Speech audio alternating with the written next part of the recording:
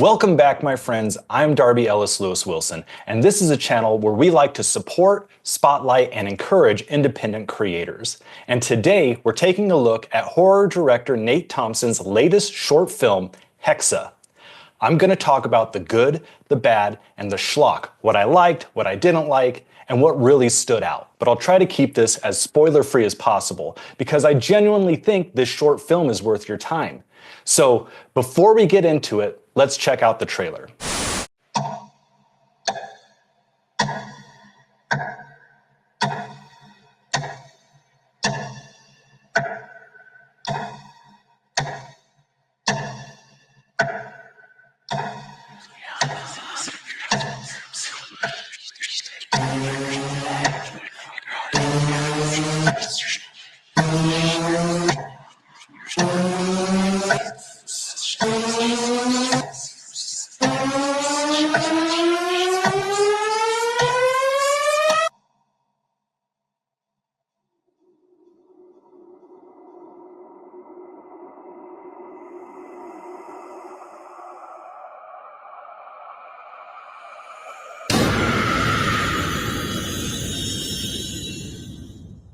Hexe is a short horror film directed by Nate Thompson and starring Rachel Weisz.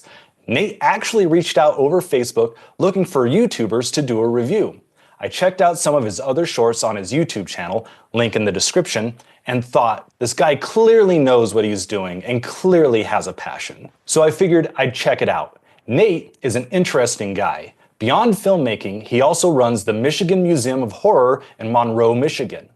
This is a horror fan making horror for horror fans. And with just a two-person crew, he and lead actress Rachel Weisz pulled off some solid practical effects with a couple of impressive, uncut, continuous shots. There are some camera tricks that still have me scratching my head. Howdy Doodats ate it up. Sorry, that's what we call the audience. But before we get too far in, it's not pronounced hex, it's hexa. It's Leviosa, not Leviosa. A hex is a spell, whereas hexa is a witch. The film even gives us an opening card explaining the witch that works for the devil, a spiritual parasite that has roamed the land for thousands of years. After that, we meet our main character, waking up in the middle of the night, clearly plagued by something dark and unsettling. And from there, things only get worse for our protagonist. So I have to give a bit of a disclaimer.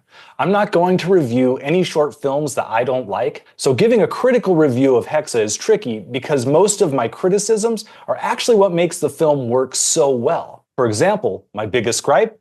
The film was too dark. There's a long uncut shot that's basically, with a couple exceptions, just looking at a black screen for 2 minutes. The awesome effect that I mentioned earlier? How do you do that? It's a bunch of cupboards opening off screen, but you can barely see it until the camera changes angles. Here's the thing though, the darkness has a purpose. It builds unease.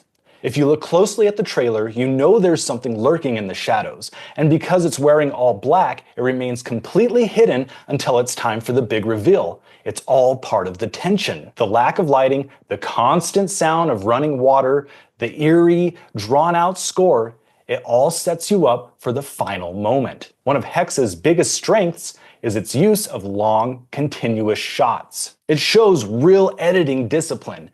Nate knows what to show, what to hide, and when to reveal things to the audience. That's definitely confident filmmaking. Something else that could be good or bad, depending on how you look at it, is that the film only suggests a bigger mythology, but doesn't fully explain it. The logline reads, "A woman struggling with lucid nightmares of a pale white creature is awoken to encounter a spiritual parasite that's roamed the land for thousands of years." The poster in the trailer further explains that the parasite feeds on the evil in us all. But if you go into the film cold, without the trailer, without the logline, without the poster, you probably wouldn't get all of that. You'd understand it's a lucid nightmare about some kind of monster, but the idea that it's feeding on evil isn't exactly conveyed in the story itself. We don't ever see our main character doing or having done anything particularly evil, but something I absolutely love was that when things start getting spooky, our main character begins to pray in the name of Jesus Christ. which is absolutely the right course of action if you're getting hassled by a bunch of witches. Unfortunately, it's a little too late, because right after, things start to get crazy and we get this awesome bleeding cross gag. Wow, that's cool! How'd he do that? However, I wish the prayer had been a little more audible. All I could make out was, in the name of Jesus Christ, something, something, break, curse, something, or any other evil. Something, something. Since there's almost no dialogue in the film, this could have been a great moment for world building to get us some of that extra bit of story. Okay, can we talk about how great this poster is? Nate has an awesome horror aesthetic, and you can see it all over this film. I love the blue lighting, the glow of the candles, and the bloody crosses themselves. It's simple but effective imagery that really sells that "oh shit" moment. So I'm guessing, because of the size of the production, this was probably filmed in Nate's actual house or apartment.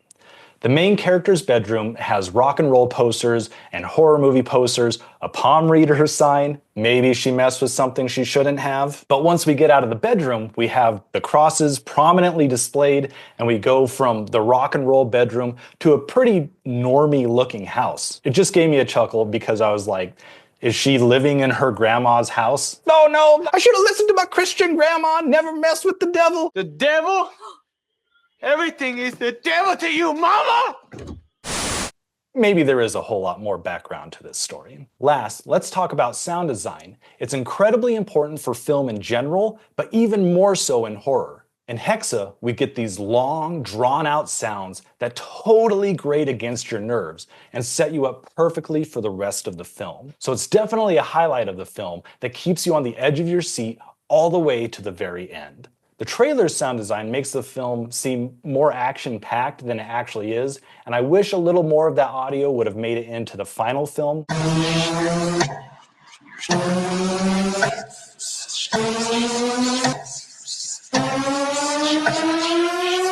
But hey, that's just the nature of how trailers work. They're supposed to get people pumped up for the movie.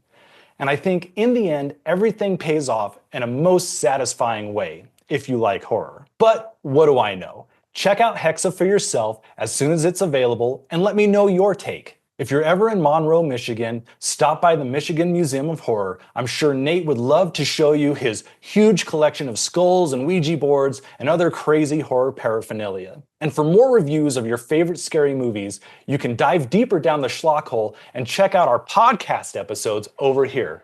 All right, everybody, schlock on.